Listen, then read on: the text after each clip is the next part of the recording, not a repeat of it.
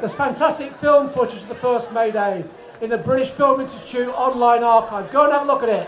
You'll see our colleagues and comrades marching then in the lashing rain to Stand Road, where they partied in the mud in Stand Road for May Day. So, we're going to start off our rally here today. And before we do that, I want to make one very special appeal. You see, Chesterfield May Day is a fantastic event. As a small community, we punch way above our weight to put on a great May Day event. But that takes resources.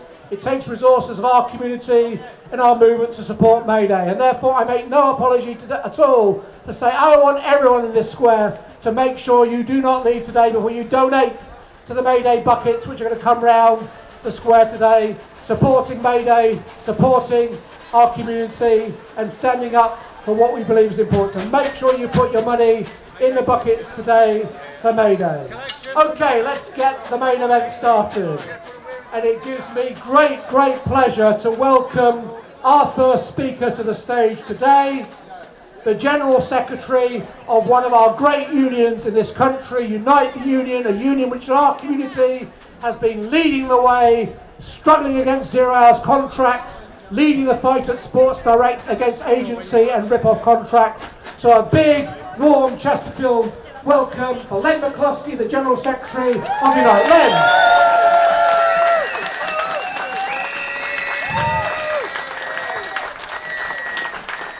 Well, hello Chesterfield. Thank you, James. Sisters and brothers, comrades, friends, what a privilege and a delight it is for me to be here today to address this fantastic gathering. And a huge thank you to all of you for being here. You know, Chesterfield is the largest May Day demonstration outside of London, and you should be very proud of that.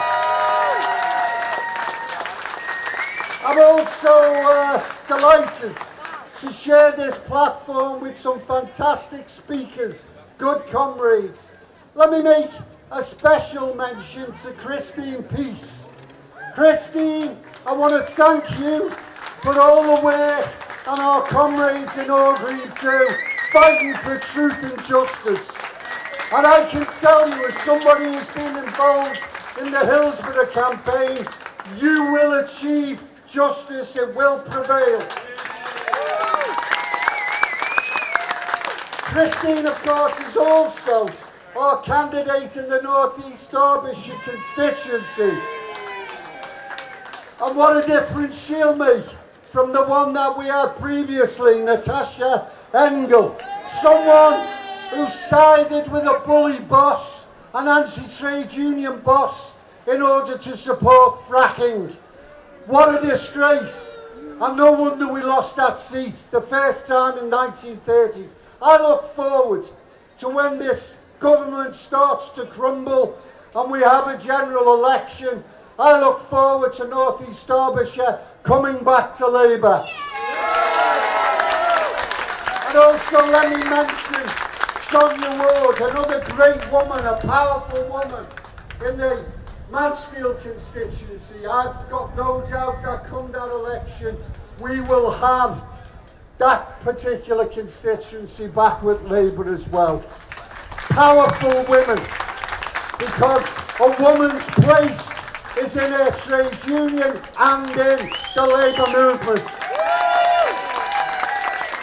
And I say to everybody here, sisters and brothers, colleagues, your friends and family, you should encourage them to join a union. Whatever union is the appropriate union, join it.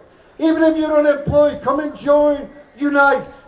From 16 to 116, you can join our community branch, which has done such a fantastic job of work throughout our nation.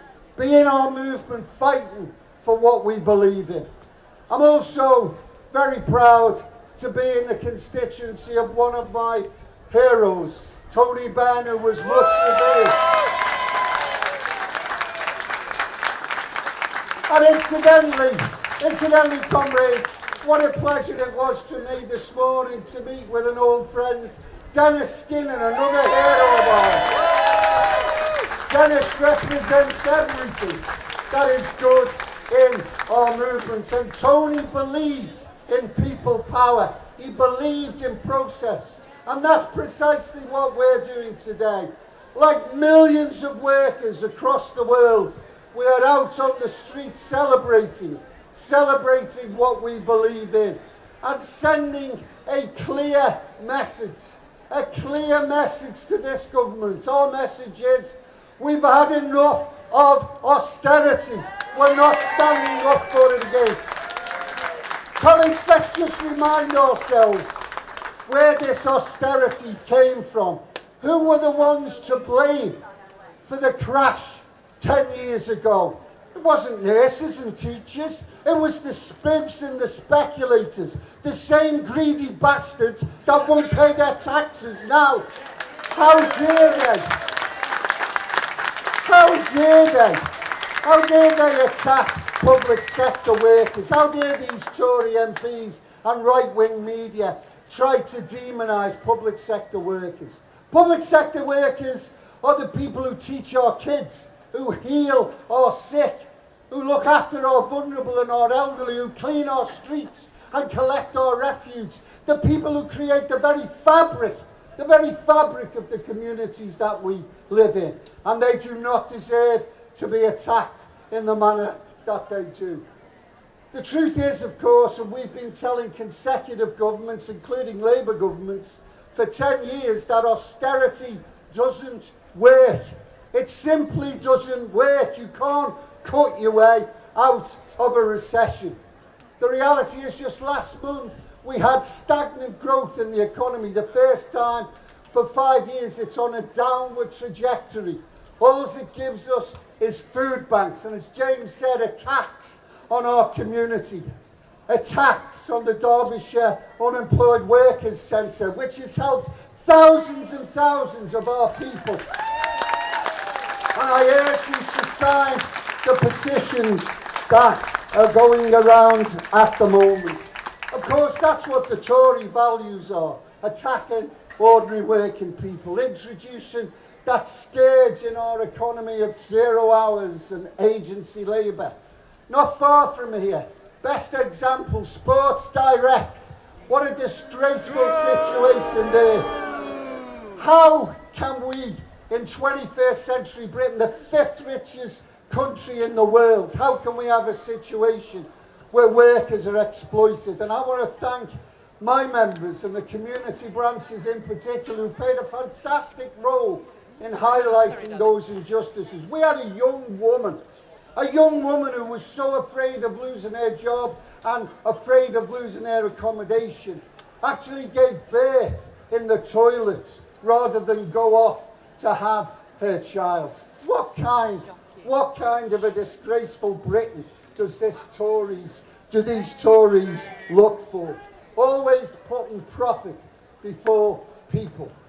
Now, fortunately, we have a leader in Jeremy Corbyn who offers something different.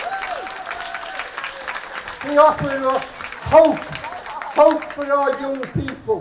You know, it was Tony Benn who said that hope is the fuel of progress, while fear places us in prison. And that's what these establishment hacks in the media want to try and do. They want to create fear to submit us to not fighting back, fear against the alternative of a genuine, decent society, a fair one to live in. And that's why they attack Corbyn, a decent, honourable man, day in, day out. And it's an absolute disgrace. Unfortunately, they are aided and abetted by some within our own ranks, which is shameful. Now, come listen, let me tell you a little secret. I don't really like attacking right-wing Labour MPs. Well, not that much anyway. But the truth is, sometimes you just can't help it. Look at this Chuckaramuna on the front page of the Times on Saturday, demanding an inquiry into what happened to Labour's council elections, demanding the NEC set up an inquiry to this so-called disaster. I got a call this morning from the chair of the Labour Party who told me that Chuka was a banker. At least I think that's what he said. It was a bad line. But I've got a message for Chuka if he wants an inquiry. Labour had their biggest vote in London since 1971. The Tory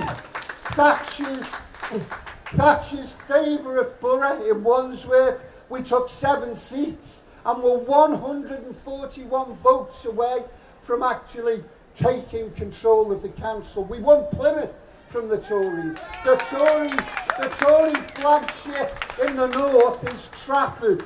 They lost it and Labour is the largest party there now. In 2014, Labour achieved their high watermark of councils, the best that they've ever done. Well, we beat it this time. So Chuka, there's your independent inquiry. Shove it where it doesn't hurt. And instead of siding with our enemies, instead of undermining Labour's leadership, instead, why don't you support what we stand for? Support the working people that you have a privilege to represent and get out and fight for our values. Because, comrades, that's precisely what we are here for. We're here to make certain that we're fighting for a better Britain, a better society, a better Europe, and a better world. That is what we stand for. Before I leave you, let me just give you 2 quick examples from studies that have been done by Oxfam. They found that 8 billionaires own more wealth than 50% of the world's population. Unbelievable, isn't it? Here's another fact that they come up with.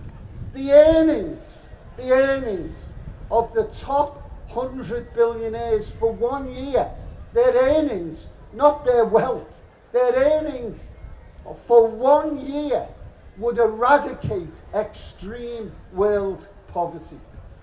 Those tragic scenes we see on our television of young babies dying of malnutrition and mothers and fathers looking vacant because they're impotent to stop it, vanished with the earnings of 100 billionaires for 1 year.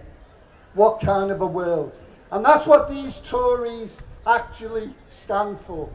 That's what they believe in, inequality. We are the opposite. And I just want to leave you with this message. Please believe in your values. Believe in what we stand for, of fairness, of decency, of justice. Have the strength to know that people power can actually move mountains. My experience tells me that when working people join hands across nations and across oceans, anything is possible. It is our time now. It's time to end 0-hour contracts and create decent, well-paid jobs.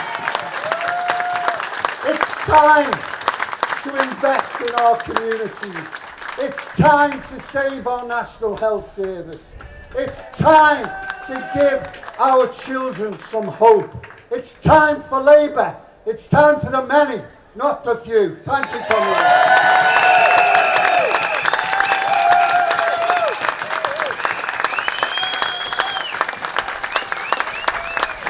Well, thank you so much, Len, for opening our May Day with that resounding call to action for the values of our movement.